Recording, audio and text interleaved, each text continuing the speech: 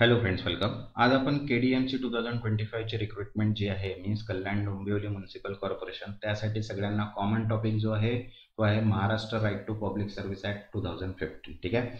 याचा आज आपण पार्ट 4 कव्हर करत आहे, ज्याच्यामध्ये आपण 20 MCQs बघणार आहे. ठीक आहे. याच्या आधी आपण 3 पार्ट्स बघितलेले आहेत, त्याच्यामध्ये 20 MCQs बघितले आहे. ज्यांनी ते व्हिडिओज आतापर्यंत नाही बघितले ते पण व्हिडिओज बघून घ्या, जेणेकरून तुमची प्रॅक्टिस होऊन जाईल. ठीक आहे.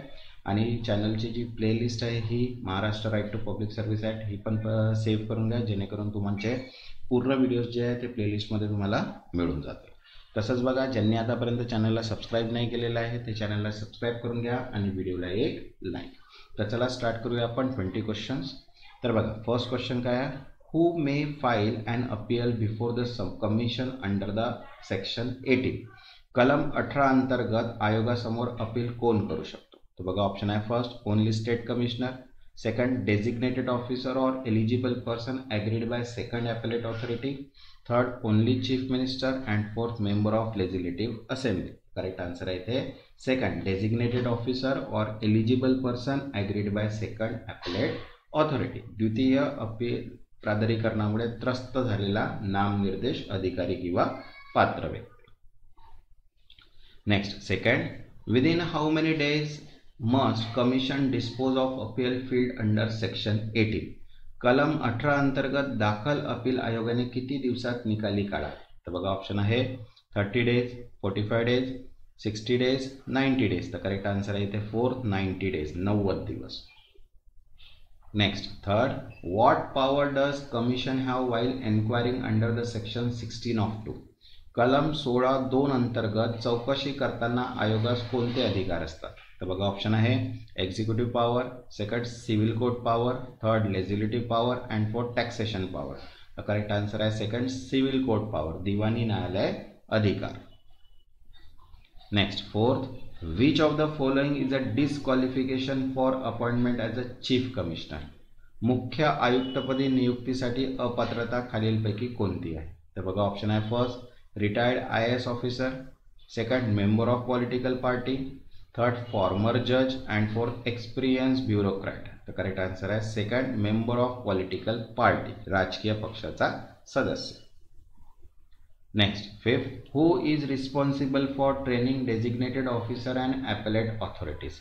नामनिर्दिष्ट अधिकारी आणि अपील प्राधिकरणांना प्रशिक्षण देण्याची जबाबदारी कोणाची आहे? ते बघा, ऑप्शन आहे finance minister, Lokayukta, state government and public account committee. तर करेक्ट आन्सर आहे थर्ड स्टेट गव्हर्नमेंट, राज्य सरकार. Next, six, what is the function of competent authority under the act. या अधिनियमाखाली सक्षम प्राधिकरणाचे कार्य काय आहे? तर बघा, ऑप्शन आहे first manage finance, second appoint minister, third initiative disciplinary action and fourth conduct audit. तर करेक्ट आन्सर आहे थर्ड इनिशिएट डिसिप्लिनरी ॲक्शन, शिस्तभंगात्मक कारवाई सुरू कर. Next, seven, which section protect officer acting in good faith under the act. या अधिनियमांतर्गत सद्भावनेने कार्य करणाऱ्या अधिकाऱ्याचे संरक्षण कोणत्या कलमाने दिले आहे? तर बघा, ऑप्शन आहे सेक्शन 25, सेक्शन 20, सेक्शन 11, सेक्शन 17. तर करेक्ट आन्सर आहे फर्स्ट सेक्शन 25, कलम 25. Next, 8, action against ineligible person for furnishing false document is provided under. खोटे दस्तावेज सादर करणाऱ्या पात्र व्यक्तीविरुद्ध कारवाई कोणत्या कलमाखाली केली जाते? तर बघा, ऑप्शन आहे section 10, section 23, section 29 and section 21. तर करेक्ट आन्सर आहे सेकंड सेक्शन 23, कलम 23. Next, 9, what does the commission monitor under the section 16. कलम 16 अंतर्गत आयोग कोणत्या गोष्टीवर देखरेख ठेवतो? तर बघा, ऑप्शन आहे land allotment, second implementation of e governance, third delivery of public service and fourth industrial board. तो करेक्ट आन्सर आहे third delivery of public service, सार्वजनिक सेवा वितरण.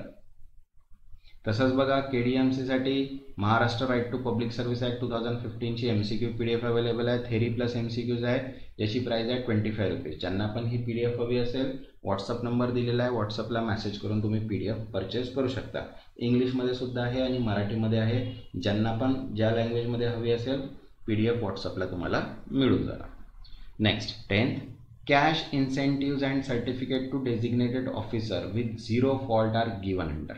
शून्य चुका असलेल्या नामनिर्दिष्ट अधिकाऱ्यांना रोख प्रोत्साहन आणि प्रमाणपत्र कोणत्या कलमाखाली दिले जाते? तर बघा ऑप्शन आहे section 10, section 15, section 20 and section 24. तर करेक्ट आन्सर आहे थर्ड सेक्शन 20 कलम 20. Next 11th, the commission may recommended change to improve service delivery in consultations with. सेवा वितरण सुधारण्यासाठी आयोग कोणाशी सल्ला मसलत करू बदल सुचवू शकतो? तर बघा ऑप्शन आहे first state assembly speaker, second local MP, third administrative secretary and fourth municipal corporation. तर करेक्ट आन्सर आहे थर्ड ॲडमिनिस्ट्रेटिव्ह सेक्रेटरी, प्रशासकीय सचिव. Next 12th, which section supplement existing disciplinary rule with provision of this act. या अधिनियमाच्या तरतुदी विद्यमान शिस्तभंग नियमांमध्ये कोणत्या कलमाद्वारे समाविष्ट केल्या आहेत? बघा ऑप्शन आहे section 15, section 22, section 26, section 17. The correct answer आहे सेकंड सेक्शन 22 कलम 22 मध्ये. Next 13, what is the mode of application status tracking for public services. सार्वजनिक सेवेसाठी अर्जाची स्थिती तपासण्याची पद्धत कोणती आहे? तर बघा ऑप्शन आहे first postcard communication, second personal visit only, third online portal and fourth through mobile text only. तर करेक्ट आन्सर आहे third online portal where operational, online portal जिथे उपलब्ध आहे.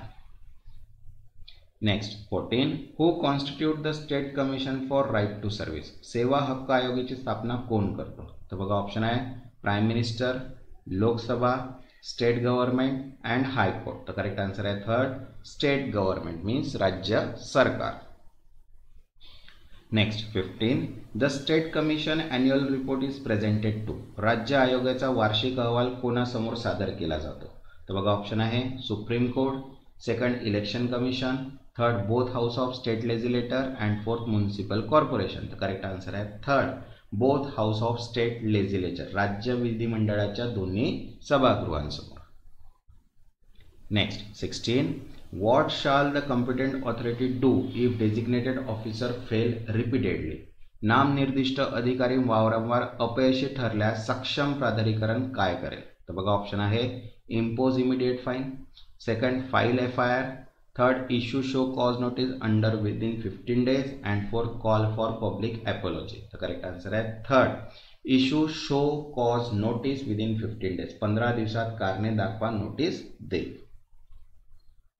Next 17, what if no penalty is paid within 13 days of communication. सूचना मिळाल्यानंतर 30 दिवसात दंड न भरल्यास काय होईल?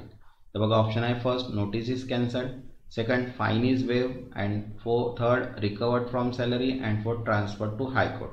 तर करेक्ट आन्सर आहे थर्ड रिकवर्ड फ्रॉम सॅलरी, पगारातून वसूल केला जाईल. Next 18, a public authority must update status of application. सार्वजनिक प्राधिकरणाने अर्जाची स्थिती कधी अपडेट करावी? तर बघा ऑप्शन आहे first yearly, quarterly, instantly where online system is available and fourth never. तर करेक्ट आन्सर आहे third instantly where online system is available, जिथे ऑनलाईन प्रणाली उपलब्ध आहे तिथे तत्काळ. Next 19, which section gives government power to issue direction to public authorities.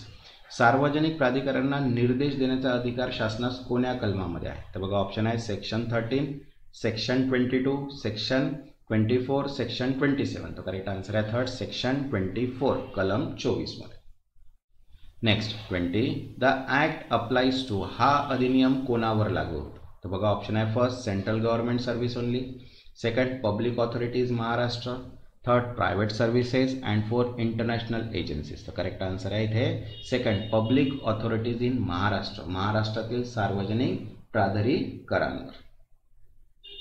तसंच बघा PDF अवेलेबल आहे महाराष्ट्र म्युनिसिपल कॉर्पोरेशन ॲक्ट, त्याच्यानंतर accounts professional, JEE civil, current affairs monthly PDF. ठीक आहे, ज्यांना पण या PDF हव्या असतील व्हॉट्सअप नंबर दिलेला आहे, व्हॉट्सअपला मेसेज करून